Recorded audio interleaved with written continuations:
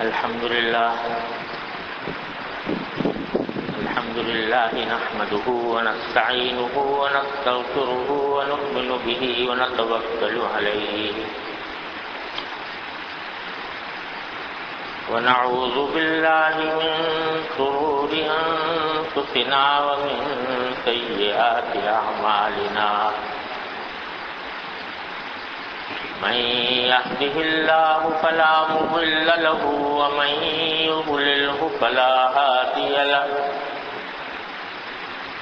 وأشهد أن لا إله إلا الله وحده لا شريك له وأشهد أن سيدنا وسندنا ونبينا ومولانا محمدا عبده ورسوله صلى الله تعالى عليه وعلى آله وأصحابه وبارك وسلم تسليما كثيرا أما بعد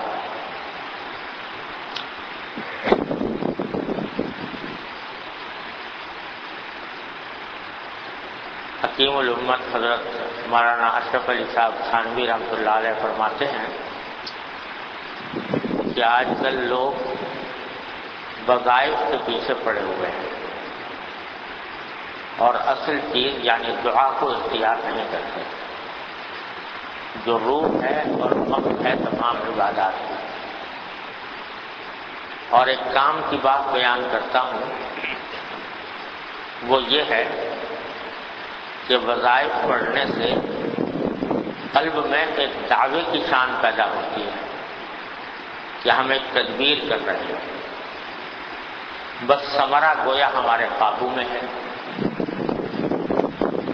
اور دعا سے شان عبدیت کا غلبہ ہوتا ہے کہ اللہ تعالیٰ سے مانگ رہے ہیں، وہ چاہیں گے تو دیں گے، بس دعا بڑی چیز ہے۔ ایک اور بات بھی یاد رکھنے کے قابل ہے، اس کی طرف لوگوں کی نظر بہت ہی کم جاتی ہے، وہ یہ کہ اوراد و وظائف دنیا کے کام کے واسطے پڑھو گے تو اس پر اجر نہیں ہوگا، اور دعا اگر دنیا کے واسطے بھی ہوگی وہ بھی عبادت ہوگی اور اجر ملے گا۔ یہ حضرت والا حضرت اللہ تعالیٰ عنہ نے بڑی اہم بات وظائف اور دعا کے بارے میں ارشاد فرمائی ہے، جسے اچھی طرح سمجھ لینا ضروری ہے۔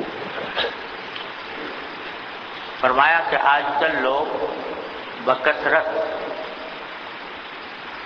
وظیفوں، وظائف اور اوراد، تعویذ گنڈوں وغیرہ کے پیچھے پڑے رہتے ہیں، اور ان کو سب سے زیادہ مؤثر سمجھتے ہیں۔ اس کا نتیجہ یہ ہے کہ اللہ تبارک و تعالیٰ سے براہ راست مانگنے اور دعا کرنے کی توفیق کم ہوتی ہے، اور بعض لوگوں میں تو یہ بات اتنی پھیلی ہوئی ہے کہ وہ ہر چیز کے لیے ان کو ایک تعویذ چاہیے، ہر چیز کا ایک وظیفہ چاہیے، اور بکثرت یہ پوچھتے ہیں کہ فلاں کام کے لیے کیا وظیفہ پڑھیں، فلاں کام کے لیے کیا ورد کریں، فلاں کام کے لیے کیا جھاڑ پھونک کریں، اور جتنے دنیا کے مقاصد ہیں ان سب کے لیے ان کو ایک الگ تعویذ چاہیے، الگ وظیفہ چاہیے، اور اگر کہا جائے کہ بھائی اس کا کوئی الگ سے وظیفہ ہمارے علم میں نہیں ہے تو اس کے اوپر بڑی حیرت کا اظہار کرتے ہیں۔ بلکہ علم دین کو بعض لوگ اسی میں علم دین کی تعریف ہی یہ سمجھتے ہیں کہ یہاں پر وظیفے پڑھائے جاتے ہیں یا تعویذ گھنٹے سکھائے جاتے ہیں۔ چنانچہ یہ سمجھتے ہیں جیسے دارالعلوم ہے جہاں پر دینی علوم کی تعلیم ہوتی ہے، تو لوگ سمجھتے ہیں کہ یہاں پر یہی پڑھایا جاتا ہوگا کہ کس چیز کا کیا وظیفہ ہوتا ہے، کس چیز کا کیا تعویذ ہوتا ہے. اور اگر کہا جائے کہ بھئی ہمیں نہیں آتا تو بڑی حیرت ہوتی ہے، یعنی وہ وقت ضائع کر رہے ہیں یہاں پر اس مدرسے کے اندر داخل ہو کر اور اس میں پڑھا کر وقت ضائع کر رہے ہیں، جو اصل مقصد ہے وہ تو حاصل ہی نہ ہوا. اس درجہ اس کو ضروری، اہم اور زیادہ مؤثر قرار دیا ہوا ہے کہ اس کی وجہ سے جو اصل مسنون طریقہ ہے کہ اللہ تبارک و تعالیٰ سے براہ راست مانگا جائے، اس کی طرف توجہ کم ہوتی ہے. ہر چیز کا تعلق ہمارے حضرت نے ایک مرتبہ ارشاد فرمایا، کہیں پڑھا تھا کہ ایک عورت آئی حضرت گنگوئی رحمۃ اللہ علیہ کے گھر میں اور کہنے لگی کہ حضرت میری مانگ سیدھی نہیں نکلتی، جب میں بال بناتی ہوں تو مانگ سیدھی نہیں ہوتی، مانگ ٹیڑھی ہوتی ہے، تو کوئی تعویذ دے دو کہ جس سے میری مانگ سیدھی نکلا کرے. حضرت نے کہا بھائی اس کا تو کوئی تعویذ نہیں ہوتا مانگ سیدھی کرنے کا. وہ اڑ گئی کہ نہیں آپ بڑے عالم ہو، علامہ ہو، تو یقیناً کوئی تعویذ ایسا ہوگا کہ جو میری مانگ سیدھی کر لے. جب بہت ہی عاجز آ گئے حضرت، تو حضرت نے پھر سے چھوڑ ہی نہیں رہی تھی. حضرت فرماتے ہیں میں نے ایک پرچے پر اهدنا الصراط المستقیم لکھ دیا، اهدنا الصراط المستقیم لکھ کے کہا کہ یہ تعویذ باندھ لیں. وہ اللہ کا کرنا ایسا ہوا، اللہ کے ایک بندے نے لکھا تھا کہ وہ باندھا اس سے اور مانگ سیدھی ہونے لگی. تو غرض یہ کہ ہر چیز کے لیے لوگ اس انتظار میں رہتے ہیں کہ اس کا کوئی مخصوص وظیفہ ہونا چاہیے، مخصوص تعویذ ہونا چاہیے، اور سارا دھیان اسی طرف لگا ہوا ہے اور دعا سے غافل ہے. جو اصل طریقہ ہے مانگنے کا اللہ تبارک و تعالیٰ سے وہ دعا ہے، اس سے غافل ہیں اور تعویذ گنڈ اور عزائم. اور اس سے بھی آگے بڑھ کر یہ کہ اس کو روحانی علاج سے تعبیر کرتے ہیں کہ یہ روحانی علاج ہے، حالانکہ اس کو روحانی علاج سے کوئی تعلق نہیں اس کا. یہ بھی ایک تدبیر ہے. ان میں سے بعض طریقے تو ایسے ہیں کہ جو بالکل ہی ناجائز اور حرام ہے. بعض ایسے تعویذ ہوتے ہیں یا ایسے عملیات ہوتے ہیں جس میں اللہ بچائے شیاطین سے مدد لی جاتی ہے، وہ تو بالکل ہی حرام.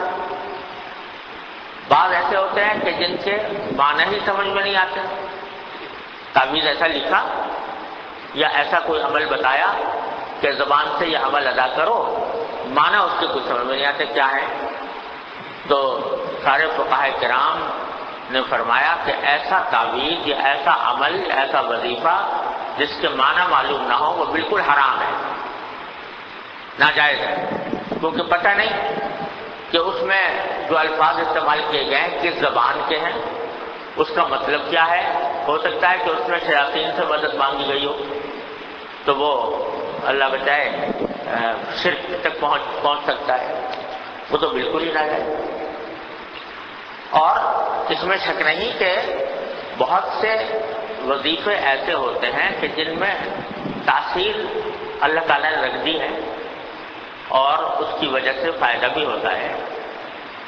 لیکن ذرا سمجھ لیجئے اچھی طرح کہ یہ وظیفے جو ہیں یہ ایسے ہیں جیسے کہ دوا، بیماری کی جیسے علاج کر لیا، دوا کر لی، ایسے یہ وظیفہ بھی ہے، ایسے ہی تعویذ بھی ہے. اب اس میں جیسے کہ دوا کا معاملہ ہے کہ کبھی اس کا اثر ہو گیا اور کبھی نہیں ہوا، یہ تو اللہ تعالیٰ کی مشیت اور موقوف ہے. اسی طرح وظیفے کا بھی معاملہ ہے کہ کبھی اس کا اثر ہوگا اور کبھی اللہ تعالیٰ نہیں چاہیں گے تو نہیں ہوگا. لیکن وظیفوں کے اوپر بعض اوقات اعتقاد اتنا زیادہ بڑھ جاتا ہے کہ آدمی یہ سمجھتا ہے کہ بس وظیفہ شروع کر دیا تو ضرور بضرور 100% یہ کام ضرور ہوگا. تو حضرت فرماتے ہیں کہ یہ بات بھی صحیح نہیں ہے، یہ بھی ایک تدبیر ہے، جیسے اور تدبیر ہے یہ بھی ایک تدبیر ہے. پھر اس تدبیر کے اندر اگر یہ ناجائز طریقہ استعمال نہ کیا جائے تو جائز ہے بے شک، لیکن اس کے اوپر سارا دار و مدار رکھ دینا اور دعا سے غافل ہو جانا، یہ ہے بری بات۔ پھر حضرت فرماتے ہیں کہ یہ بھی یاد رکھنا چاہیے کہ جب کوئی وظیفہ کسی دنیاوی مقصد کے لیے پڑھا جائے، کوئی شخص بے روزگار ہے، روزگار کے لیے وظیفہ پڑھ رہا ہے، کوئی بیمار ہے وہ صحت کے لیے وظیفہ پڑھ رہا ہے، یا کوئی بے اولاد ہے وہ اولاد کے لیے پڑھ رہا ہے، تو یہ وظیفہ جو پڑھ رہا ہے وہ ایک تدبیر تو ہے، لیکن جائز بھی ہے، لیکن اس پر ثواب نہیں۔ اگر قرآن کریم کی آیتیں پڑھی مثلا اور نیت یہ ہے کہ ان آیتوں کے ذریعے مجھے شفا حاصل ہو جائے، یا نیت یہ ہے کہ اس کے ذریعے مجھے ملازمت مل جائے، میری روزی مل جائے مجھے، تو جائز تو ہے، لیکن اس کے اوپر تلاوت کا ثواب نہیں۔ تلاوت کا ثواب اس ختم جب تم نے اس آیت کو کسی دنیاوی مقصد کے لیے استعمال کیا، اس کے پڑھنے کو، تو تلاوت پھر وہ اللہ کے لیے نہ ہوئی، اس لیے اس کے اوپر اجر و ثواب نہیں۔ ہاں جائز ہے، پڑھ لو تو جائز ہے، اس کے اندر آدمی کو ہو سکتا ہے اللہ تعالیٰ اس میں تاثیر عطا فرما دیں، فائدہ ہو جائے۔ یہاں تھوڑی سی اور تفصیل عرض کر دوں۔ بعض اوقات ایک مرتبہ میں نے پہلے بھی یہ بات کہی تھی کہ لوگوں کے دلوں میں غلط فہمیاں پیدا ہو گئی تھی، تو اس کو میں ذرا وضاحت سے عرض کر دوں کہ یہ جتنی بھی عبادتیں ہیں یہ اسی وقت اجر و ثواب کا سبب بنتی ہیں جبکہ وہ خالصتاً اللہ تبارک و تعالیٰ کو راضی کرنے کے لیے کی جائیں، اللہ تعالیٰ کے حکم کے لیے۔ انما الاعمال بالنیات، تمام اعمال کا دار و مدار نیتوں پر ہے، تو نیت اگر اللہ تعالیٰ کو راضی کرنے کی ہے، اللہ تعالیٰ کی خوشنودی حاصل کرنے کی ہے تو ثواب ملے گا۔ نماز فرض کرو، نماز آپ پڑھ رہے ہو تو نماز کا ثواب اسی وقت ملے گا جبکہ اس کا مقصد سوائے اللہ تعالیٰ کی عبادت کے، بندگی کے، اللہ تعالیٰ کی خوشنودی حاصل کرنے کے کوئی اور مقصد نہ ہو۔ اگر نماز کسی دنیاوی مقصد کے لیے پڑھی جا رہی ہے تو اس میں اجر و ثواب نہیں۔ اسی طرح تلاوت کا معاملہ ہے، تلاوت قرآن کریم کی اس وقت اجر و ثواب رکھتی ہے جبکہ اس کو محض اس لیے کیا جائے کہ یہ ایک عبادت ہے، بندگی ہے، اللہ تبارک و تعالیٰ کو راضی کرنا مقصود ہے، اللہ تبارک و تعالیٰ کی خوشنودی حاصل کرنا مقصود ہے۔ اس نیت سے اگر تلاوت کرو گے تو اجر و ثواب ملے گا انشاءاللہ۔ لیکن اگر تلاوت کا اصل مقصد اللہ تعالیٰ کو راضی کرنا نہیں بلکہ اس کا مقصد یہ ہے کہ میرا فلاں دنیا میں مقصد حاصل ہو جائے، میرا قرضہ ادا ہو جائے، مجھے روزگار مل جائے، میری رزق میں ترقی ہو جائے، مجھے امتحان میں کامیابی مل جائے، وغیرہ وغیرہ، اگر اس مقصد سے تلاوت کی جا رہی ہے تو تلاوت کا ثواب نہیں ہوتا۔ ہاں جائز ہے، اللہ تعالیٰ نے جائز رکھا ہے کیونکہ اس کے اندر تاکید رکھی ہے، اللہ تعالیٰ نے جائز ہے اس طرح تلاوت کرو تو کوئی گناہ نہیں لیکن ثواب نہیں۔ اور اس میں بعض حضرات کو اشکال اس وجہ سے ہوتا ہے کہ بعض صورتوں کے بارے میں خود نبی کریم صلی اللہ علیہ وسلم نے ارشاد فرمایا ہے کہ اس کا خاصہ یہ ہے۔ مثلا سورہ واقعہ کے بارے میں فرمایا کہ اگر کوئی سورہ واقعہ ہر روز رات کے وقت میں پڑھا کرے تو وہ فقر و فاقے سے محفوظ رہے۔ یہ حدیث میں خود نبی کریم صلی اللہ علیہ وسلم نے یہ اس کا خاصہ بیان فرمایا۔ تو اس سے بعض لوگوں کو خیال ہوتا ہے کہ جب حضور اقدس صلی اللہ علیہ وسلم نے بیان فرمایا ہے تو پھر کیوں اجر نہیں ہوگا اس میں؟ تو خوب سمجھ لیجیے کہ یہ حضور اقدس صلی اللہ علیہ وسلم نے سورت کا خاصہ بیان کیا کہ اس کو پڑھنے والے کا ایک فائدہ یہ حاصل ہوگا، لیکن اگر وہ کوئی شخص پڑھ رہا ہے اللہ کو راضی کرنے کے لیے، عبادت کے طور پر، تلاوت کی غرض سے اگر پڑھ رہا ہے تب تو اس کو ثواب بھی ملے گا اور خاصہ بھی حاصل ہوگا، فقر بھی دور ہوگا انشاءاللہ تعالی۔ لیکن اگر کوئی پڑھ رہا ہے اس کو تلاوت سے غرض نہیں ہے، عبادت سے غرض نہیں ہے، بلکہ صرف اس لیے پڑھ رہا ہے کہ اس کے ذریعے میرا فقر و فاقہ دور ہو، تو اس وقت میں اس تلاوت کا ثواب نہیں ملے گا. اس تلاوت کا اگرچہ مخامسہ حاصل ہو جائے گا لیکن تلاوت کا ثواب اس کو نہیں ملا. ہاں البتہ ایک اور چیز کا ثواب ہو سکتا ہے، اللہ تبارک و تعالیٰ عطا فرما دیں، وہ یہ کہ فقر و فاقہ دور کرنے کے لیے اور بھی بہت سی تدبیریں ہو سکتی تھیں، اور بھی بہت سے وظیفے ہو سکتے تھے، لیکن اس نے وہ طریقہ اختیار کیا یا وہ وظیفہ پڑھا جو نبی کریم صلی اللہ علیہ وسلم کا بیان فرمودہ ہے. تو اس نیت سے اگر پڑھنا کہ حضور اقدس صلی اللہ علیہ وسلم کا بیان کیا ہوا طریقہ ہے، اس لیے میں یہ پڑھتا ہوں، تو اس میں امید ہے کہ انشاءاللہ اتباع سنت کا ثواب ملے گا. اگرچہ تلاوت کا ثواب نہ ہو لیکن اتباع سنت کا ثواب ملے گا. تو جو وظیفے یا جو اوراد نبی کریم صلی اللہ علیہ وسلم سے ثابت ہیں ان کو پڑھنے میں اصل بات تو یہ ہے کہ آدمی عبادت کی نیت کرے کہ بھائی میں تو عبادت کے لیے پڑھ رہا ہوں، اور پھر ضمنی طور پر اس کے خاصے بھی حاصل ہو جائیں گے انشاءاللہ. اور اگر کوئی شخص دنیاوی مقصد ہی کے لیے پڑھ رہا ہے تو اس صورت میں اس کو چاہیے کہ وہ یہ نیت کرے کہ میں اور بھی طریقے ہو سکتے تھے لیکن میں اس وقت نبی کریم صلی اللہ علیہ وسلم کے طریقے کو اختیار کر رہا ہوں، تو اتباع سنت میں کر رہا ہوں. اتباع سنت کا ثواب اس کو انشاءاللہ ملے گا.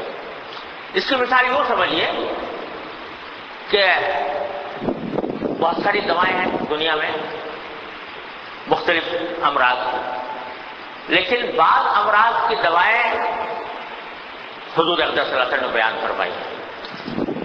مثلا شہد ہے، شہد کے لیے قرآن کریم میں فرمایا کہ شفاء للناس، اس میں لوگوں کے لیے شفا ہے.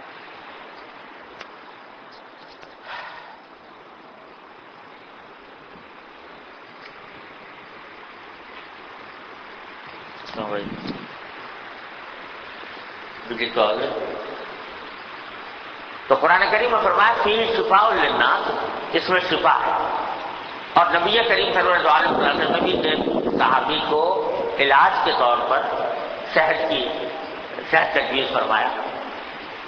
تو اب شہد کھانا فی نفسی تو کوئی ثواب نہیں، ایک مباح کام ہے کھانا یا پینا، لیکن اور اگر کوئی شخص دوا کے طور پر استعمال کرے تو بھی جائز ہے، لیکن کوئی فی نفسی ثواب نہیں. لیکن آدمی دوسری دوائیں چھوڑ کر شہد کو اس لیے استعمال کرے کہ نبی کریم صلی اللہ علیہ وسلم نے علاج کے طور پر تجویز فرمایا تھا، لہذا میں آپ کی سنت کی اتباع میں شہد استعمال کر رہا ہوں، تو اس اتباع سنت کا ثواب ملے گا. شہد کھانے میں فی نفسی کوئی ثواب نہیں تھا، لیکن اس نیت کی وجہ سے وہ ثواب بن گیا. تو اسی طرح جتنے بھی وظائف ہیں ان کے جو حضور اقدس صلی اللہ علیہ وسلم کے بتائے ہوئے ہیں وہ اگر آدمی اتباع سنت کی نیت سے کرے گا تو انشاءاللہ اس کا ثواب ملے گا، اگرچہ فی نفسی تلاوت کا ثواب نہ ہو. تو حضرت یہ فرما رہے ہیں کہ اگرچہ یہ چیزیں جائز ہیں، جھاڑ پھونک اور تعویذ وغیرہ جائز ہیں، لیکن دعا سے زیادہ فضیلت نہیں رکھتی، کیونکہ ان کے اندر فی نفسی ہی ثواب نہیں، اور دعا میں چاہے وہ دنیاوی مقصد کے لیے مانگو تب بھی ثواب ہے. کچھ ہاتھ اٹھا کر یہ کہنا ہے کہ یا اللہ مجھے روزگار دے دے، تو مانگ تو رہا ہے روزگار، دنیا کا کام مانگ رہا ہے، لیکن اس دعا کرنے کے اوپر بھی اللہ تبارک و تعالی عبادت کے کا ثواب عطا فرماتے ہیں. کیونکہ حدیث میں ہے کہ الدعاء هو العبادہ، دعا خود عبادت ہے. ایک روایت میں ہے کہ مخ العبادہ، عبادت کا مغز ہے، اور ایک روایت میں ہے کہ هو العبادہ، دعا خود بذات خود عبادت ہے. لہذا اگر کوئی آدمی دنیاوی مقصد کے لیے بھی مانگے گا تو اس کے اوپر اس کو اجر و ثواب تو نقد مل جائے گا. اب جو چیز مانگ رہا ہے وہ بھی اگر اللہ تبارک و تعالیٰ اس کے حق میں بہتر سمجھیں گے تو وہ بھی عطا فرمائیں گے، لیکن نقد ثواب، نقد فائدہ یہ ہے کہ فوراً اس کا اجر و ثواب مل گیا. یا اللہ میرا قرضہ ادا کروا دیجیے، تو یہ ثواب تو فوراً مل گیا. اب اللہ تعالیٰ جب مناسب سمجھیں گے قرضے کی ادائیگی کا سامان بھی فرما دیں. یا اللہ مجھے میرے مال میں برکت عطا فرما دیجیے، مجھے مال زیادہ عطا فرما دیجیے. تو دنیاوی مقصد مانگ رہا ہے لیکن اجر و ثواب اس کے اوپر مرتب ہو رہا ہے. تو وظائف میں حضرت فرماتے ہیں کہ دنیا کے کام کے واسطے پڑھو گے تو اس پر اجر نہ ہوگا، اور دعا اگر دنیا کے واسطے کر بھی ہوگی تو وہ بھی عبادت ہوگی اور اجر ملے گا. تو سب سے زیادہ فکر چاہیے دعا کی عادت ڈالنے کہ جس میں ثواب بھی ملے اور مقصد بھی حاصل ہو. اللہ تبارک و تعالیٰ کے ہاں اس سے زیادہ بہتر تدبیر کوئی اور نہیں. ٹھیک ہے، اور ساری تدبیریں ہیں، دوا دارو علاج وہ سب اپنی جگہ ہیں، لیکن وہ اپنی ذات میں کوئی تاثیر نہیں رکھتی جب تک کہ اللہ جل جلالہ اس میں تاثیر عطا نہ فرمائے. بیماری ہے، دوا کھائی، بے شک تدبیر ہے، جائز تدبیر ہے، لیکن اس وقت تک اس میں تاثیر پیدا نہیں ہوگی جب تک کہ اللہ جل جلالہ اس میں تاثیر پیدا نہ فرمائے. لہذا دوا کھاؤ لیکن دعا کر کے کھاؤ کہ یا اللہ اپنے فضل و کرم سے اس کو میرے لیے مؤثر بنا دیجیے، اس کے اندر میرے لیے تاثیر پیدا فرما دیجیے. اور اسی طرح اگر کوئی وظیفہ پڑھ رہے ہو تو وظیفے کا بھی وہی حال ہے جو دوا کا ہے، یعنی وہ اس وقت تک مؤثر نہیں ہوگا جب تک کہ اللہ تبارک و تعالیٰ اپنے فضل و کرم سے اس کے اندر تاثیر پیدا نہ فرمائے. لہذا آپ یہ کہیے کہ یا اللہ یہ تدبیر کر تو رہا ہوں لیکن تاثیر ڈالنا آپ کا کام ہے، آپ اپنے فضل و کرم سے تاثیر عطا فرمائیں. یہ دعا بڑی عظیم نعمت ہے. حضرت فرماتے ہیں کہ اس کی طرف سے بے فکری جو ہے یہ کسی طرح بھی مناسب نہیں، بلکہ اگر دیکھو تو یہ ایسی چیز ہے کہ ہماری دنیا و آخرت بدل سکتی ہے. اگر اللہ تبارک و تعالی ہمیں صحیح معنی میں دعا کرنے کا ذوق عطا فرما دیں اور دعا کا پابند بنا دیں تو دنیا و آخرت کی ساری کامیابیاں اس کے ذریعے حاصل ہو سکتی ہیں. ہمارے حضرت والا حضرت عارفی قدس اللہ تعالیٰ سے فرمایا کرتے تھے، حضرت کو بڑا ذوق تھا دعا کا، اور فرمایا کرتے تھے کہ بھائی میں تو یہ سمجھتا ہوں کہ سارے قرآن کریم کا خلاصہ تو ہے سورہ فاتحہ، اور سورہ فاتحہ کا خلاصہ ہے ایاک نعبد و ایاک نستعین. یعنی اللہ تبارک و تعالیٰ نے یہ سکھایا ہے اس سورت میں. شروع میں تو اللہ تعالیٰ کی تعریف ہے، الحمدللہ رب العالمین الرحمن الرحیم مالک یوم الدین. یہ تعریف کرنے کے بعد سب سے پہلی بات جو سکھائی وہ دعا مانگنا سکھائی. ایاک نعبد و ایاک نستعین، اے اللہ ہم آپ ہی کی عبادت کرتے ہیں، آپ ہی سے مدد مانگتے ہیں. یہ سکھایا کہ اگر یعنی سارا قرآن کے اندر جتنی ہدایات آنے والی ہیں وہ سب بعد میں آ رہی ہیں، لیکن سب سے پہلی چیز جو بندے کو سکھائی وہ یہ جملہ سکھایا ایاک نعبد و ایاک نستعین، یا اے ہمیں پکارنا سیکھ لو، ہم سے مانگنا سیکھ لو. یہ تم نے جس دن حاصل کر لیا تو دنیا آخرت کی کامیابی انشاءاللہ تمہارے ساتھ خود بخود آ جائے گی.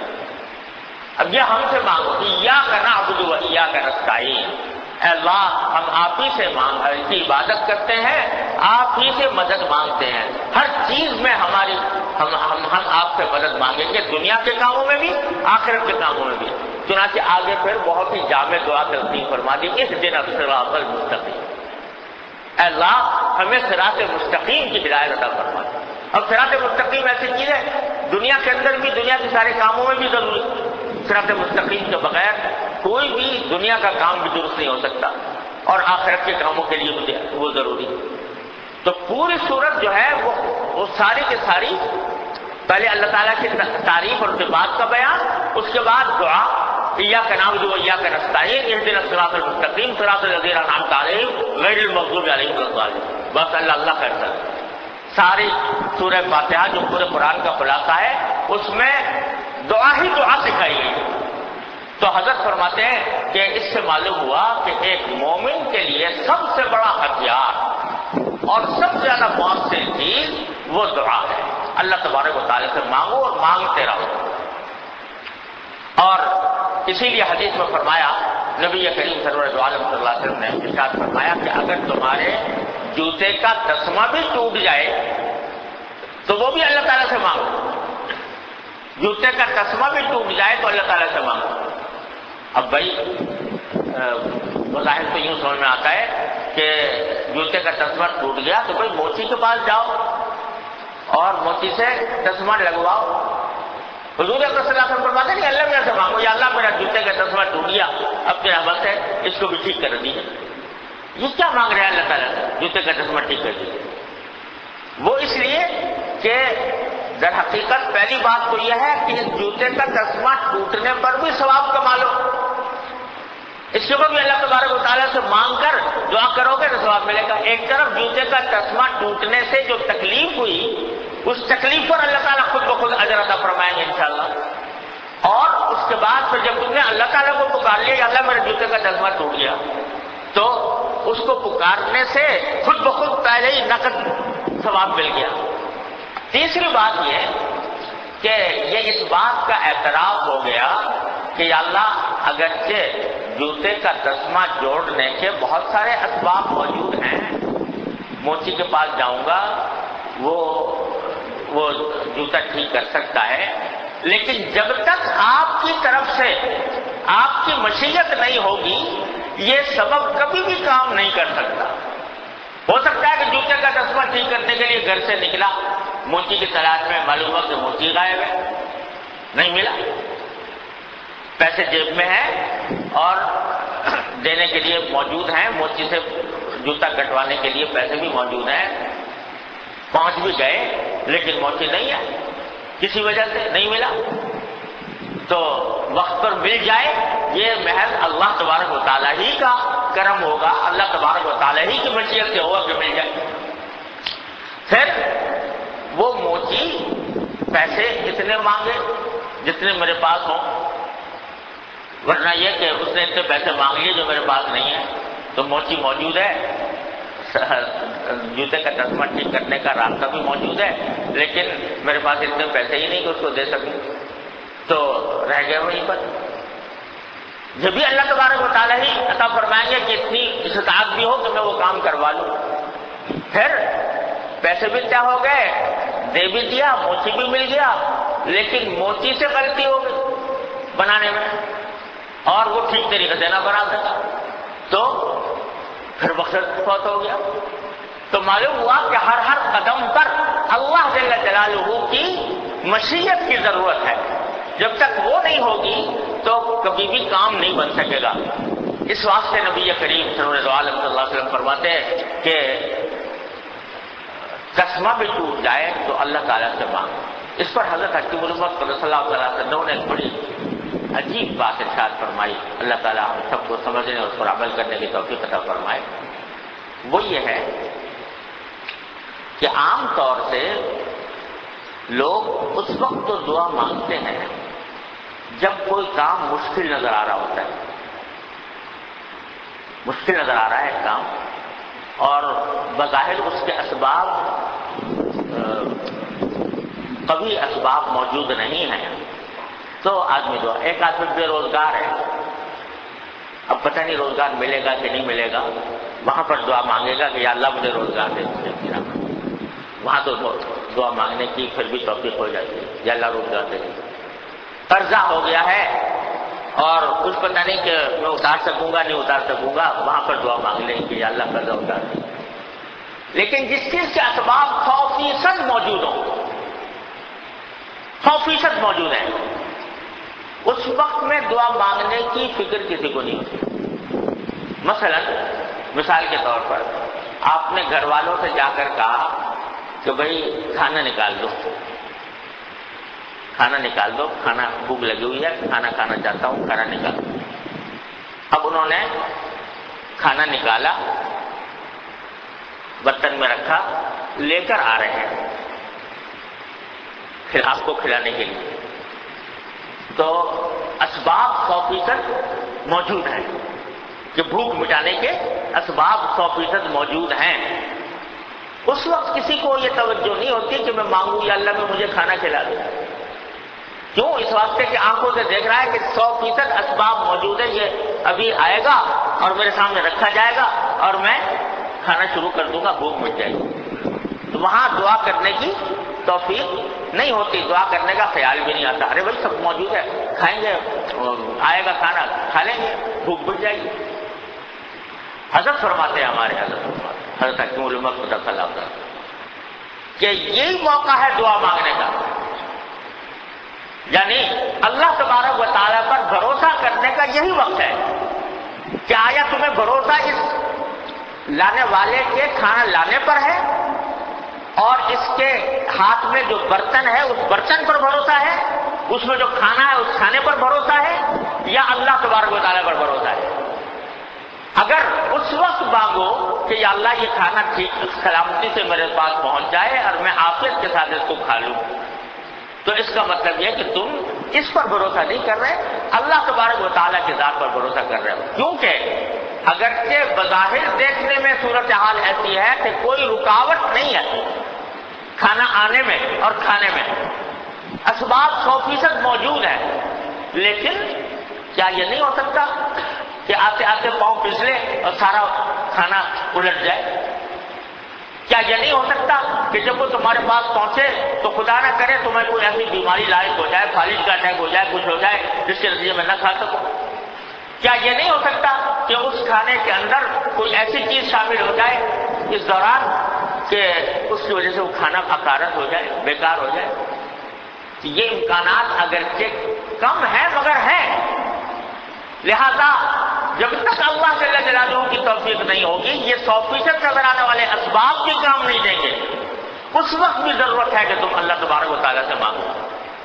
تو حضرت فرماتے ہیں یہ جو فرمایا گیا ہے کہ جوتے کا تسمہ ٹوٹ جائے تو بھی اللہ سے مانگو، یہ اسی طرف توجہ دلانے کے لیے کہ ایسے مواقع پر جبکہ اسباب موجود ہیں اس وقت بھی اللہ تعالیٰ سے مانگو۔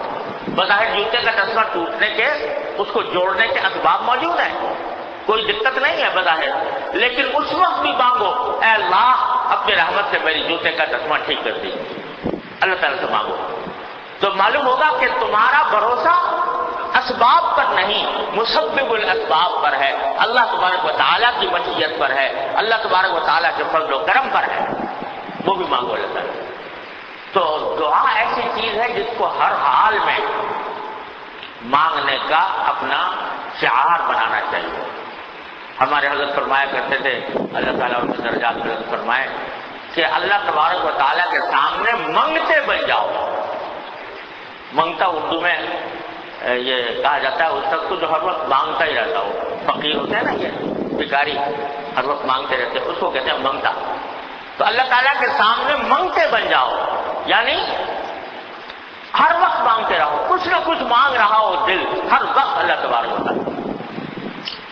اور حضرت بڑی پیاری مثال دیا کرتے تھے کہ تم جس چھوٹے بچوں کو دیکھا ہوگا، جو چھوٹے بچے ہیں وہ جس حالت میں بھی ہوں گے ماں کو پکاریں، کوئی تکلیف ہوگی، بھوک لگے گی تو امی امی، اور اگر کوئی کسی کو کوئی باہر تکلیف پہنچا دے گا تو بھائی گھر سے باہر ہیں، بچوں کے ساتھ کھیل رہے ہیں، کسی بچے نے تھپڑ مار دیا، کسی نے کوئی گوسا مار دیا، تکلیف پہنچی تو کیا کہے گا بچہ؟ امی کو پکارے گا، حالانکہ جانتا ہے امی میری سننی نہیں یہاں پر، وہ گھر میں ہے کہیں، لیکن پکار رہا ہے اپنی امی۔ تو فرمایا کہ ایک بچے کو اپنی ماں کے ساتھ اتنا تعلق ہے کہ جو کوئی تکلیف پہنچتی ہے، جو کوئی مسئلہ کھڑا ہوتا ہے وہ فوراً اپنی امی کو پکارتا ہے۔ یہاں تک کہ چھوٹے بچے جو ہے اگر ان کو بیت الخلاء جانے کی بھی حاجت ہوتی ہے تو پہلے امی کے پاس جا کے کہیں گے کہ میں امی مجھے پیشاب آ رہا ہے یا مجھے وہاں پوٹی جانے کی ضرورت ہے، تو ماں سے پہلے جا کے کہیں گے پھر جائیے۔ تو یہ جو حضرت فرماتے ہیں کہ ایک بچے کو اپنی ماں سے ایسا تعلق ہوتا ہے کہ ہر اپنی ضرورت اسی سے مانگتا ہے، اسی کی طرف کو پکارتا ہے۔ تو ہمارے حضرت فرماتے ہیں ارے بھائی کم از کم اتنے تو بن جاؤ اپنے اللہ میاں کے سامنے، جیسے کہ ایک بچہ اپنی ماں کے حصے بن جاتا ہے کہ کوئی حالت ہو، یا اللہ گرمی لگ رہی ہے گرمی دور فرما دیجیے، یا اللہ میں سردی لگ رہی ہے یہ سردی دور فرما دیجیے، یا اللہ بھوک لگ رہی ہے مجھے کھانا اچھا کھلا دیجیے، یا اللہ مجھے پیاس لگ رہی ہے مجھے پیاس مٹانے کا انتظام کر دیجیے، یا اللہ میں باہر نکلا ہوں کہیں جانے کے لیے سواری درکار ہے، اللہ اچھی سواری دے دیجیے، سواری میں بیٹھ گیا ہوں، یا اللہ سواری کو عافیت کے ساتھ پہنچا دیجیے۔ اپنی منزل تک پہنچا دیجیے۔ یا اللہ جن سے ملنے کے لیے جا رہا ہوں ان سے میری ملاقات کرا دیجیے۔ یا اللہ یہ کھانا سامنے آیا ہے عافیت کے ساتھ کھلا دیجیے۔ یا اللہ یہ میں گھر میں داخل ہو رہا ہوں، میں گھر کے اندر منظر اچھا دیکھوں، اپنے گھر والوں کو، اپنے بیوی بچوں کو عافیت کے ساتھ پاؤں۔ اے اللہ مجھے اس طرح داخل کر دیجیے کہ گھر کے اندر، گھر سے باہر نکل رہا ہوں، یا اللہ گھر سے باہر نکلا ہوں، پتہ نہیں کیا حالات پیش آ جائیں، اپنی رحمت سے مجھے اپنے مقصد میں کامیاب فرما دیجیے۔ غرض جو جس حالت میں ہو اور جس مقصد کے لیے آگے بڑھ رہے ہو، اس مقصد کو اللہ تبارک و تعالیٰ کے سامنے پیدا رکھ کر مانگو اللہ تعالیٰ۔ یہ ایسا نسخہ اکسیر ہے کہ جیسے میں نے عرض کیا کہ ہر دعا پر اجر و ثواب مل رہا ہے، ہر دعا پر اجر و ثواب، ہر دعا عبادت لکھی جا رہی ہے، اللہ تبارک و تعالیٰ کی بارگاہ میں عبادت لکھی جا رہی ہے۔ اور اگر جو چیز مانگی جا رہی ہے تو انشاءاللہ اللہ تبارک و تعالیٰ جب تمہارے لیے حق میں مناسب ہوگا تمہیں ضرور عطا فرمائیں گے انشاءاللہ۔ اس یقین کے ساتھ مانگو کہ اللہ تعالیٰ ضرور دیں گے، اور اللہ تبارک و تعالیٰ مناسب وقت پر دیں گے، جب میرے حق میں بہتر ہوگا اس وقت دیں گے، اور اگر بہتر نہیں ہوگا تو اس سے اچھی کوئی چیز عطا فرما دیں گے۔ اس یقین کے ساتھ مانگو اللہ تبارک و تعالیٰ سے، تو ایک طرف تو اجر و ثواب مل رہا ہے، دوسری طرف یہ ہمارے حضرت فرماتے تھے کہ اللہ جل جلالہ کے ساتھ تعلق پیدا کرنے کا یہ بہترین ذریعہ ہے۔ جتنے مجاہدے، جتنی ریاضتیں صوفیاء کرام کے ہاں منقول ہیں، ان سب کا حاصل کیا ہے؟ حاصل یہ ہے کہ بندے کا تعلق اپنے اللہ کے ساتھ مضبوط ہو جائے، اللہ تعالیٰ کے ساتھ تعلق مع اللہ مضبوط ہو جائے، یہ ہے ذرا مقصود۔ اور اس دعا کے ذریعے ہر قدم پر تعلق میں اضافہ ہو رہا ہے، تعلق میں مضبوطی پیدا ہو رہی ہے۔ جتنی مرتبہ دعا مانگو گے اللہ تبارک و تعالیٰ سے، اتنا ہی اللہ تعالیٰ کے ساتھ رابطہ بڑھے گا، ہر رابطے کے اوپر انشاءاللہ تعلق مضبوط ہوگا۔ تو اللہ تبارک و تعالیٰ کے ساتھ تعلق مضبوط کرنے کا آسان ترین راستہ یہ ہے کہ اللہ تعالیٰ کے بارگاہ میں منگتے بن جاؤ، ہر وقت کچھ نہ کچھ تمہارا دل مانگتا رہے، مانگتا رہے، مانگتا رہے۔ اور یہ عجیب بارگاہ ہے اس کریم کی کہ دنیا میں کتنا ہی بڑا سخی داتا ہو کوئی، اگر اس کے پاس جا کے کوئی مانگے گا، 1 مرتبہ مانگے گا، 2 مرتبہ مانگے گا، 10 مرتبہ مانگے گا، 20 مرتبہ مانگے گا تو دے دے گا، لیکن اگر اس نے پیچھا ہی پکڑ لیا کہ ہر وقت کھڑا ہے کچھ نہ کچھ مانگ رہا ہے، تو وہ پھر اس کو کان پکڑ کے نکال دے گا، تو تو میرے پیچھے ہی پڑ گیا۔ لیکن اللہ تبارک و تعالیٰ کی بارگاہ ایسے کریم کی بارگاہ ہے کہ جتنا مانگو گے اتنا ہی اللہ تعالیٰ راضی ہوگا، یہاں تک کہ اگر نہیں مانگو گے تو ناراض ہوگا۔ بل لم یسأل اللہ یغضب علیہ، جو اللہ تعالیٰ سے نہیں مانگتا اللہ تعالیٰ سے ناراض ہوتا ہے، وہ راضی اس بات میں ہے کہ میرا بندہ مجھ سے مانگے۔ تو یہ چیز تعلق مع اللہ کو مضبوط کرنے کے لیے ایک بہترین ذریعہ ہے جو اللہ تعالیٰ نے آسان ترین ذریعہ عطا فرما دیا ہے۔ عادت ڈالنے کی بات ہے، دھیان کرنے کی بات ہے کہ آدمی دھیان اس بات کی طرف کرے کہ میں یہ تعلق حاصل کروں، قدم قدم پر اللہ تعالیٰ سے دل میں مانگ لو، دل میں مانگ لو، زبان سے بھی بعض اوقات کہنے کی ضرورت نہیں، دل میں مانگ لو۔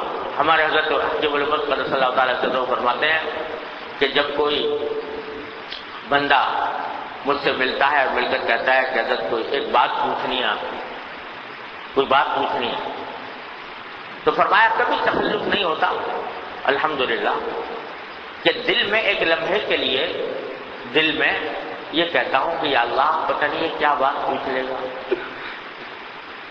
اے اللہ جو بھی بات یہ پوچھے اس کا صحیح جواب میرے دل میں ڈال دو۔ کہتے کبھی تکلیف نہیں ہوتی، زبان سے کسی کو پتہ بھی نہیں چلا، جب پوچھنے والے کو پتہ بھی نہیں چلا کہ انہوں نے کیا کیا، کیونکہ زبان سے نہیں کہا، دل میں اللہ تبارک و تعالیٰ سے مانگے یا اللہ اپنی رحمت سے میرے دل میں اس کا صحیح جواب ڈال دیجئے جو اس کے لیے فائدہ مند ہو جائے۔ اب اس کو تو پتہ بھی نہیں چلا کہ کیا ہوا، اور یہاں دل ہی دل میں اللہ تبارک و تعالیٰ کے ساتھ ایک مضبوط تعلق قائم ہوا، اللہ تعالیٰ کی بارگاہ میں مانگنے کی توفیق ہوئی، اللہ تبارک و تعالیٰ کی بارگاہ میں موجب اجر کام ہوا، اور اس کے نتیجے میں تعلق بھی مضبوط ہوا، اور امید ہے کہ انشاءاللہ جواب بھی وہ صحیح دل میں ڈال دیں اس کے نتیجے میں۔ تو بھائی یہ ایسا نسخہ ہے کہ جو ہر چھوٹے بڑے کے لیے، غنی اور فقیر کے لیے، عالم اور جاہل کے لیے، ہر شخص کے لیے بہترین بے نظیر نسخہ ہے۔ عمل کر کے دیکھو، جتنا زیادہ اس پر عمل کرو گے اتنے ہی اللہ تبارک و تعالیٰ کی طرف سے انشاءاللہ اس کے اوپر اجر و ثواب بھی ملے گا، اور اللہ تعالیٰ کے ساتھ تعلق بھی مضبوط ہوگا۔ اللہ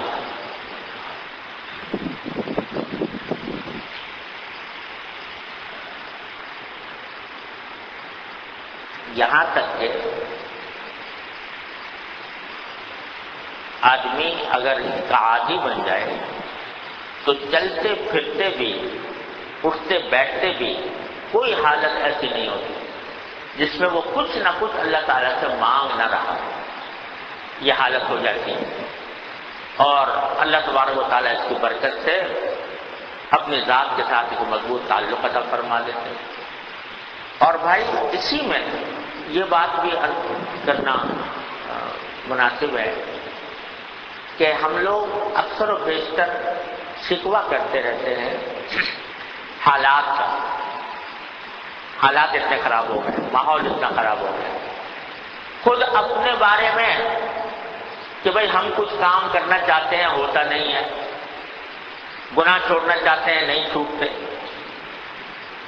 اللہ تعالیٰ کی عبادت کرنا چاہتے ہیں عبادت کے اندر خلل واقع ہو جاتا ہے، معمولات قائم کرتے ہیں معمولات پورے نہیں ہوتے، اور نظام الاوقات پچھلی مرتبہ عرض کیا تھا کہ نظام الاوقات بنانا چاہیے، نظام الاوقات نہیں بن پاتا، بن جاتا ہے تو ٹوٹ جاتا ہے، وغیرہ وغیرہ۔ یہ ساری شکایتیں لوگوں سے کرتے پھرتے کہ مجھ سے یہ نہیں ہو رہا، یہ نہیں ہو رہا، یہ نہیں ہو رہا۔ میرے پاس برکت میں لوگ لکھتے رہتے ہیں، ارے بھائی ہمارے حضرت فرما دیتے ہیں کہ ارے بھائی یہ ساری باتیں اللہ میاں سے کرو، اللہ تعالیٰ سے کہو کہ یا اللہ میں پریشان ہو گیا ہوں، مجھ سے نظام الاوقات نہیں بنتا، مجھ سے عبادتیں اپنے وقت پر انجام نہیں پا رہی، مجھ سے گناہ نہیں چھوٹ رہے، مجھ سے یہ کام نہیں ہو رہا، مجھ سے یہ کام نہیں ہو رہا، اے اللہ اپنے فضل و کرم سے مجھے اس جھنجٹ سے نکال دیجیے، مجھے عبادتوں کی توفیق دے دیجیے، مجھے گناہوں سے بچنے کی توفیق عطا فرما دیجیے، مجھے نظام الاوقات صحیح بنا کر اپنے معمولات کی پابندی کی توفیق عطا فرما دیجیے۔ مانگو اللہ تبارک و تعالیٰ سے، دوسروں سے کیا کہتے ہو؟ انسانوں سے کہہ کے کیا کرو گے؟ کون انسان ہے جو تمہاری حاجت کو پورا کر دے؟ اللہ تعالیٰ ہی پورا کریں گے، لہذا اللہ تبارک و تعالیٰ سے مانگو اور مانگتے رہو، مایوس نہ ہو۔ اب ہوتا کیا ہے، آج میری بات سنی تو ایک دو مرتبہ دعا کر لیں گے، یا اللہ میرے ایک دو مرتبہ دعا کر لی، دو چار مرتبہ، اس کے بعد اس وقت تک حالات میں کوئی بہتری نظر نہ آئی تو مایوس ہو کے چھوڑ گئے۔ ارے مانگو اللہ تعالیٰ سے، مانگتے رہو، اللہ تبارک و تعالیٰ ضرور دیں گے انشاءاللہ، یہ چیزیں ضرور عطا فرمائیں گے، بشرطے کہ تم استقامت کے ساتھ مانگتے رہو۔ حدیث میں نبی کریم صلی اللہ علیہ وسلم نے فرمایا کہ دعا مانگ کر بے صبری کا مظاہرہ نہ کرو، تم جلدی بچاتے ہو کہ میں نے آج مانگا بس فوراً ملنے چاہیے۔ ارے بھائی یہ اللہ تبارک و تعالیٰ نے تمہیں ایک طریقہ بتایا ہے، ہر چیز کے طریقے کے اثرات ظاہر ہونے میں بعض اوقات کچھ وقت لگ جاتا ہے، تو اس میں بھی وقت لگ سکتا ہے، لیکن چھوڑ کے نہ بیٹھو، مایوس ہو کر نہ بیٹھو، مانگو اور مانگتے رہو، چلتے پھرتے مانگو، اٹھتے بیٹھتے مانگو، زبان سے مانگو، دل سے مانگو، پیچھے پڑ جاؤ لمحے میں کہ اللہ آپ دیں گے، آپ سے میں یہ لے کر رہوں گا۔ اور جس طرح ایک بچہ جو ہے وہ ناز سے اپنے والدین سے لگ لپٹ کر مانگتا ہے، پیچھے پڑ کر مانگتا ہے، اللہ میاں سے اس طرح پیچھے پڑ، اللہ میں سے لگ لپٹ کے مانگتا ہے۔ کہ اللہ میں لے کے رہوں گا، آپ کے سوا کون ہے جو دے گا؟ آپ کے سوا کہاں جاؤں؟ کس سے مانگوں؟ کس در پر جاؤں؟ کون سا در ہے میرے لیے؟ آپ ہی عطا فرمائیں گے، اور میں اس یقین کے ساتھ مانگتا ہوں کہ آپ ضرور عطا فرمائیں گے۔ تو ذرا پیچھے پڑ کے تو دیکھو اللہ میاں، تو اللہ تبارک و تعالیٰ انشاءاللہ ضرور عطا فرمائیں گے۔ خاص طور سے اگر کوئی شخص اپنے دین کی اصلاح کے لیے مانگتا ہے تو اللہ تعالیٰ رد نہیں فرماتے، یا دیں گے یا اس کے عذاب سے محفوظ رکھیں گے انشاءاللہ۔ ہمارے حضرت یہاں تک فرما دیتے ہیں، اللہ میاں سے کہو کہ اللہ میاں مجھے یہ دے دیجئے اور گناہوں سے بچنے کی توفیق عطا فرما دیجئے، ورنہ پھر مجھ سے مواخذہ نہ فرمائیے نہ فرمائیے گا، گرفت نہ فرمائیے گا۔ کہو اللہ میاں سے، اللہ تبارک و تعالیٰ سے، تو اللہ تبارک و تعالیٰ یا عطا فرما دیں گے یا پھر کم از کم عذاب سے محفوظ رکھیں گے۔ لیکن مانگ کے تو دیکھو، جاؤ تو صحیح اللہ تبارک و تعالیٰ کی بارگاہ میں۔ میں پچھلے دنوں آپ سے پچھلے ہفتے میں عرض کر رہا تھا کہ وقت کی قدر و قیمت پہچاننے کی بات، نظم اوقات بتانے کی بات، حضرت شیخ العالم کا واقعہ بتایا تھا۔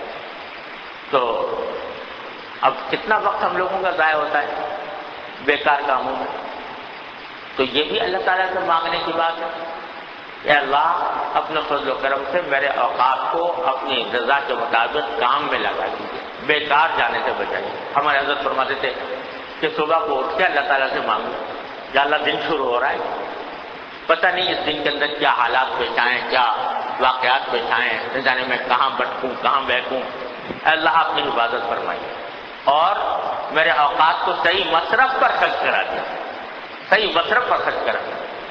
دیکھو حضور اقدس صلی اللہ علیہ وسلم نے کوئی چیز نہیں چھوڑی، آپ نے یہ دعا تلقین فرمائی ہے، اور یہ دعا صبح کو جن کو یاد ہو تو وہ عربی میں ورنہ اردو میں مانگ لیا کریں۔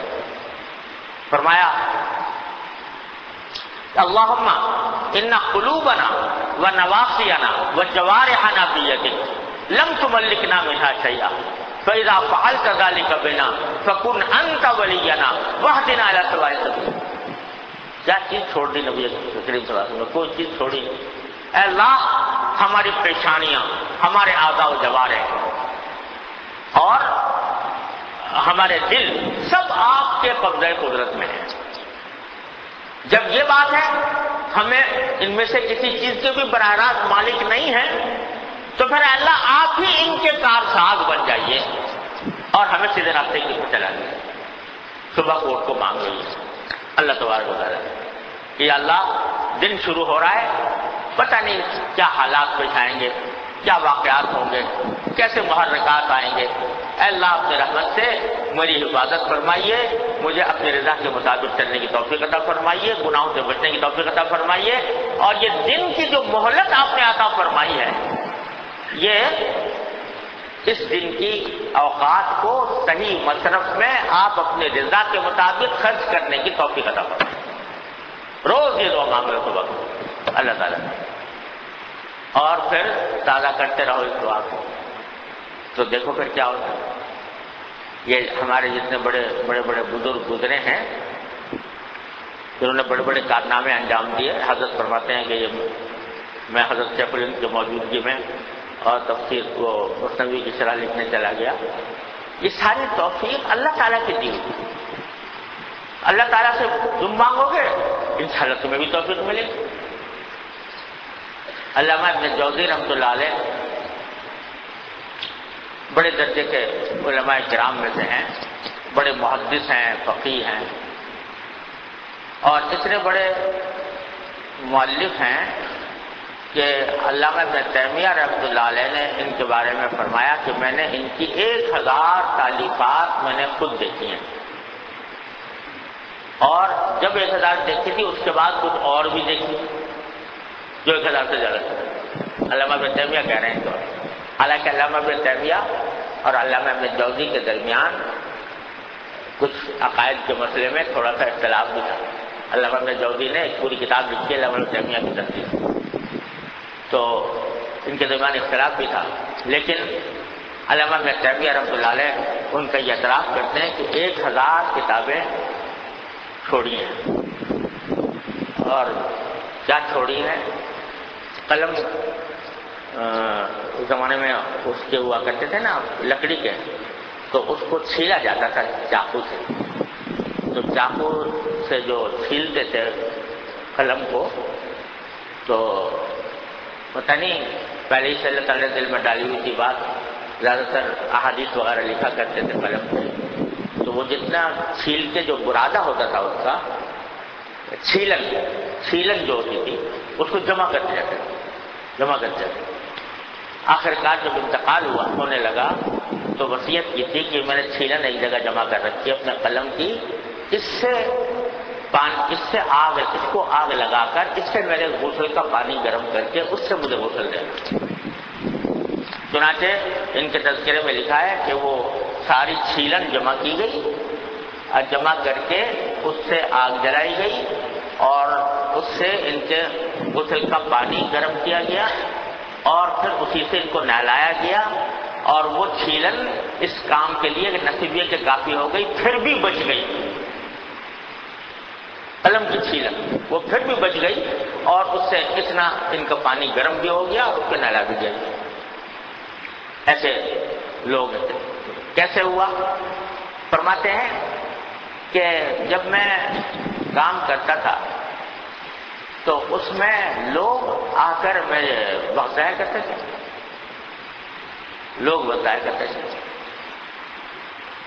کوئی آ گیا آ کے بیٹھ گیا جم کے اور جانے کا نام ہی نہیں لیتا. اب مجھے تکلیف ہو رہی ہے کہ میرے کام کرنے کا وقت ہے، یہ آدمی آ کے مجھے ستا رہا ہے اور وقت ضائع کر رہا ہے. تو اب اگر میں اس کو دھتکار دوں تو یہ بد اخلاقی، اور اگر نہ دھتکاروں اس کو اسی کے ساتھ بیٹھا رہوں تو میرا وقت ضائع ہوتا ہے. تو میں نے اللہ تعالیٰ سے دعا کی کہ یا اللہ میرے اوقات کو ضائع ہونے سے بچا دیجیے، اور یہ بے مصرف لوگ جو آ کر میرا وقت ضائع کر دیتے ہیں ان کے شر سے مجھے حفاظت فرمائیے. اللہ تعالیٰ سے دعا کرو. فرماتے ہیں دعا کرنے کے بعد اللہ تعالیٰ نے دل میں ایک ایسی بات ڈالی کہ جس کے نتیجے میں دونوں مسئلے حل ہو گئے. دل میں یہ بات ڈالی کہ بھائی تم ان کو دفع تو کر نہیں سکتے، آئیں گے تو لوگ، اور دوسری طرف تمہارا وقت بھی ضائع ہوتا ہے. تو دعا یہ کی کہ اللہ اسے شر سے بچائیے. تو دل میں یہ بات آئی کہ کوئی ایسا مشغلہ تلاش کروں کہ جب کوئی مجھ سے ملنے کے لیے آئے تو تھوڑی دیر سلام دعا کرنے کے بعد میں ایک ایسا مشغلہ اختیار کر لوں جس سے اس کی ملاقات بھی ہوتی رہے، کوئی تھوڑی تھوڑی بات بھی ہوتی رہے اور وقت بھی ضائع نہ ہو، کوئی کام نکل آئے. تو کہتے ہیں میں نے پہلے سے یہ کام جمع کر کے رکھتا تھا. کیا رکھتا تھا؟ یہی کہ جب کوئی آ گیا تو قلم رکھے ہوئے ہیں اور وہ چاقو ہے، وہ چاقو سے وہ قلم چھیل رہا ہوں، قلم چھیل کے اس کا جو خط ہے وہ درست کر رہا ہوں. تو بات بھی ہو رہی ہے اور اس کا وہ کام بھی ہو رہا ہے. پھر جب وہ کام ختم ہو گیا تو بہت سارے کاغذ رکھے ہوئے تھے جس کو لکھا کرتے تھے. ان کاغذوں کو کاٹ کر مختلف حصوں میں دستے بنانا، یہ کام لگا رکھا تھا میں نے کہ وہ کام کرتا رہتا. جب وہ مجھے اس کام میں مشغول دیکھتے یہ کرتے ہوئے کہ بھئی میں ہم آئے بھی ہیں، بات بھی کر رہے ہیں، یہ بھی کر رہے ہیں، تو خود بخود ان کے دل میں یہ خیال پیدا ہو جاتا تھا کہ بھئی اب زیادہ ان کے پاس بیٹھنا مناسب نہیں، تو لہٰذا اٹھ کے چلے جاتے تھے. تو میں نے جب بھی کوئی مہمان آنے کا خیال ہوتا یا کوئی کسی آدمی کے آنے کا خیال ہوتا تو ایسا کام میرے پاس پہلے سے تیار ہوتا تھا، پہلے سے تیار کر کے رکھتا تھا تاکہ وقت میرا ضائع نہ ہو. نتیجہ یہ کہ اللہ تبارک و تعالیٰ نے اتنا کام لیا کہ 1000 تصنیفات تو علماء میں تیمیہ کہہ رہے ہیں کہ میں نے اپنی آنکھ سے دیکھی ہیں باقی. اور حافظ ذہبی رحمۃ اللہ علیہ، حافظ شمس الدین ذہبی رحمۃ اللہ علیہ جو رجال کے امام ہیں، وہ کہتے ہیں کہ میں نے اپنے زمانے تک کوئی اتنا بڑا کثیر التالیف انسان نہیں دیکھا جس کی تعریفات اتنی زیادہ ہوں. یہ کاہے کی برکت تھی؟ تعوذ، اللہ تعالیٰ کے بارگاہ میں حاضر ہو کر دعا مانگی کہ یا اللہ یہ میرا وقت ضائع ہو رہا ہے، اس کو کسی مصرف میں لگا دیجیے، کام میں لگا دیجیے. تو دنیا کی ضرورت ہو یا آخرت کی ضرورت ہو، اللہ تبارک و تعالیٰ کی بارگاہ میں پیش کر. ہمارے حضرت فرماتے تھے کہ بڑے کام کی بات فرماتے کہ آج شکوہ تو سب کو ہے کہ بھئی ماحول خراب ہے اور لوگوں کی حالت خراب ہے. ایسے ماحول کے اندر دین کے اوپر قائم رہنا بڑا مشکل ہو گیا ہے. باہر نکلو تو نگاہوں کو بچانا مشکل ہے. فسق و فجور کا بازار گرم ہے. کس طرح اپنے آپ کو بچائیں, کس طرح اس ماحول کے اندر دیندار بن کے زندگی گزاریں. یہ ساری باتیں لوگ زبان سے تو کہتے ہیں, اللہ میں سے نہیں کہتے, اللہ تعالیٰ سے نہیں کہتے. حضرت فرماتے ہیں کہ ذرا سا یہ سوچو کہ اللہ تبارک و تعالیٰ کی بارگاہ میں کھڑے ہو, اللہ تعالیٰ پوچھ رہے ہیں کہ تم نے فلاں گناہ کیوں نہیں چھوڑا تھا, فلاں گناہ کیوں کیا تھا, فلاں, یہ سوال ہو رہا ہے. اس کے جواب میں تم یہ کہو کہ اللہ میاں ہم کیا کرتے, آپ نے ہمیں پیدا ہی ایسے زمانے میں کیا تھا جہاں فسق و فجور کا بازار گرم تھا, ماحول ہی خراب تھا. ہم اس ماحول کے اندر کیسے بچ سکتے تھے؟ تو یہ جواب دے دو اللہ میاں کو وہاں کہ آپ نے پہلے اگر صحابہ کرام کے زمانے میں پیدا کیا ہوتا تو ہم بھی صحابہ کرام کی طرح سے عمل کرتے. ہمیں تو آپ نے 21ویں صدی میں پیدا کیا جہاں سارے کے سارے فسق و فجور کے حالات تھے, تو اس میں ہم اپنے آپ کو کیسے بچاتے؟ یہ تو جواب دے دیا تم نے.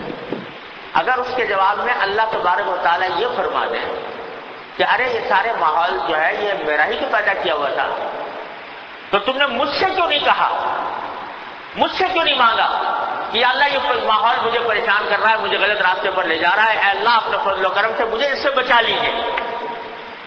کیا ہم نے قرآن کریم میں بار بار نہیں کہا تھا ان اللہ علی کل شیء قدیر؟ کیا اس پر ایمان نہیں تھا, اللہ تعالیٰ کی قدرت پر ایمان نہیں تھا؟ تو تم نے ہم سے کیوں نہیں مانگا, ہم سے کیا کہی یہ بات کہ یہ ماحول مجھے غلط راستے پر لے جا رہا ہے, اے اللہ مجھے میری ہدایت فرما دیجیے, مجھے سیدھے راستے پر چلا دیجیے, اس ماحول کے شر سے مجھے بچا لیجیے, کیوں نہیں مانگا مجھ سے؟ تو اب کا جواب میں بتاؤ کیا کروں.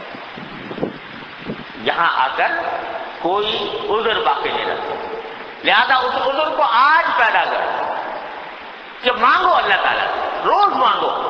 صبح کو جب اٹھو فجر کے بعد سب سے پہلا کام اللہ تبارک و تعالیٰ کی بارگاہ میں یہ مانگو کہ یا اللہ یہ دن شروع کر رہا ہوں اور اس دن کے اندر پتہ نہیں کیا حالات پیش آنے والے ہیں, کیا واقعات پیش آنے والے ہیں. اے اللہ اپنے رحمت سے میری حفاظت فرمائے, مجھے گناہ سے بچائیے, مجھے اپنے فضل و کرم سے توفیق. جہاں میں اپنی بے ہمتی سے گناہوں میں مبتلا ہو رہا ہوں, اللہ ہمت بھی دینے والے آپ ہیں, اپنی رحمت سے ہمت عطا فرما دیں.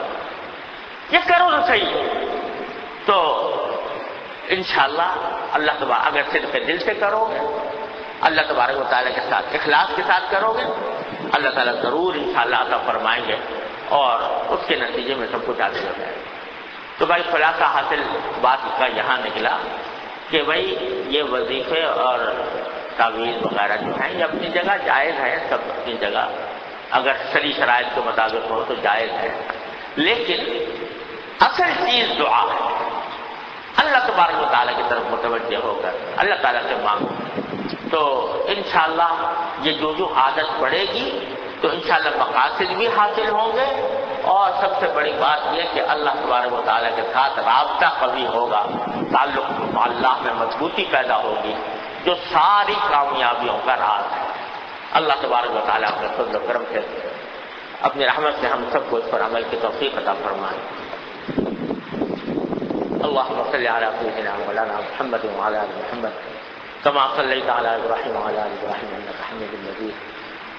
اللهم لك الحمد حمدا دائما مع دوامه, ولك الحمد حمدا خالدا مع خلوده, ولك الحمد حمدا لا منتهى له دون مشيئته, ولك الحمد حمدا لا يريد قائله الا رضاك, ولك الحمد حمدا عند كل طرفة عين وتنفس كل نفس. یا ارحم الراحمین اپنے فضل و کرم سے اپنی رحمت سے ہمارے تمام گناہوں کو معاف فرما دے. یا اللہ ہمارے تمام چھوٹے بڑے اگلے پچھلے خفیہ علانیہ ہر طرح کے گناہوں کو اپنے فضل و کرم سے معاف فرما دے.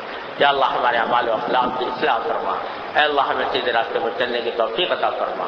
یا اللہ ہمیں دین کی صحیح سمجھ عطا فرما, اس پر عمل کی توفیق عطا فرما. اے اللہ اپنی ذات سے مضبوط تعلق عطا فرما. اے اللہ اپنے موضوعات سے مضبوط تعلق عطا فرما یا ارحم الراحمین، تمام حاضرین و حاضرات کو ان کے تمام جائز مقاصد میں کامیابی عطا فرما یا اللہ یا رحمان یا رحیم یا کریم، اپنے فضل و کرم سے ہمارے گھر والوں، متعلقین، احباب سب کی ہر طرح کے گناہوں سے، معصیتوں سے، منکرات سے، شرور سے حفاظت فرما اے اللہ آپ کی حفاظت کے بغیر یا اللہ ہم اپنی حفاظت نہیں کر سکتے یا اللہ آپ کے فضل و کرم سے ہماری حفاظت فرما اے اللہ گناہوں سے بھی حفاظت فرما، ہر طرح کے شرور و فتن سے بھی حفاظت فرما، ہمارے عقائد اعمال یا اللہ سب کو اپنے رضا کے مطابق ڈھال دیجیے اے اللہ ہر طرح کے شر و فتنے سے ہماری حفاظت فرما اللهم انا نسألك من خير ما سألك من عبدك ونبيك سيدنا محمد صلى الله عليه وسلم ونعوذ بك من شر ما استعاذك من عبدك ونبيك سيدنا محمد صلى الله عليه وسلم یا اللہ ہم میں جو لوگ بیمار ہیں انہیں شفاء کامل و عاجل عطا فرما اے اللہ جو تنگدست ہیں ان کی تنگدستی کو دور فرما، جو پریشان حال ہیں ان کو پریشانی سے نجات عطا فرما یا اللہ جن لوگوں نے ہم سے دعا کی فرمائش کی اپنی رحمت سے ان سب کی دلی مرادوں کو پورا فرما۔ ہمارے حضرت مولانا مفتی محمد رفیع عثمانی صاحب صدر دارالعلوم کافی دنوں سے بیمار ہیں، اے اللہ اپنی رحمت سے اپنے فضل و کرم سے ان کو صحت و عافیت کاملہ عاجلہ مستمر عطا فرما اے اللہ ان کو صحت و عافیت کاملہ عاجلہ مستمر عطا فرما یا اللہ اپنی رحمت سے ان کو صحت و عافیت کاملہ عاجلہ مستمر عطا فرما۔ اور بھی ہمارے متعلق احباب میں جو لوگ بیمار ہیں اللہ ان سب کو عافیت دارین عطا فرما۔ ربنا تقبل منا انك انت السميع العليم وتب علينا انك انت التواب الرحيم وصلى الله تعالى على خير خلقه سيدنا ومولانا محمد وعلى اله واصحابه اجمعين آمين برحمتك